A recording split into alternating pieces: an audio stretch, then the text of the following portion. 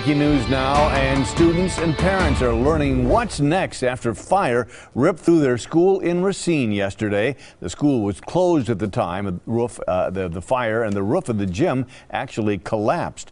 Cody Holyoke's live in Racine, where parents got a few answers a short time ago. Cody.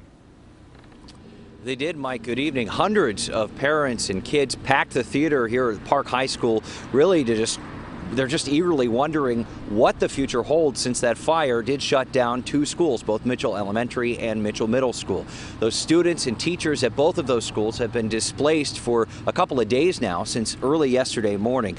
They were met here with some surprisingly good news, at least for Mitchell Elementary students. Those kids will be back in class next Wednesday, just not in the school that they're used to. That building, as we know, is being worked on by restoration crews to try to get the schools back in working order for middle school students in a few weeks.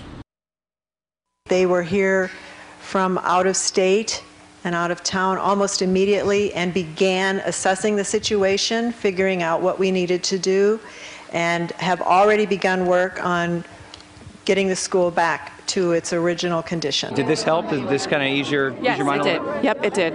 Tell me about that. At least I know where my daughter's going to be going to school and her busing schedule, and it's very helpful to know all of that. All right, here's the lowdown from administrators that we learned just a little while ago. Mitchell Elementary students, as we said, will be back in class next Wednesday at a currently vacant Wind Point Elementary School, and they will be bused to that location.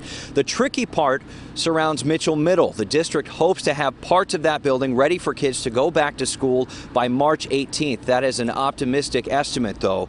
Seems like a long time. A spring break, though, was already scheduled in there in that week in between here and now. Administrators also trying to figure out a way to make up all of this lost class time. If you're a mom or dad out there, there's a lot of information that we just spoke about. We've got you covered. We have the list and the info at TMJ4.com. We will have much more on this story tonight on Live at 10. Live in Racine, Cody Holyoke, today's TMJ4. Yeah, tough situation down there, but it seems like the school district handled it really well. Thanks, Cody.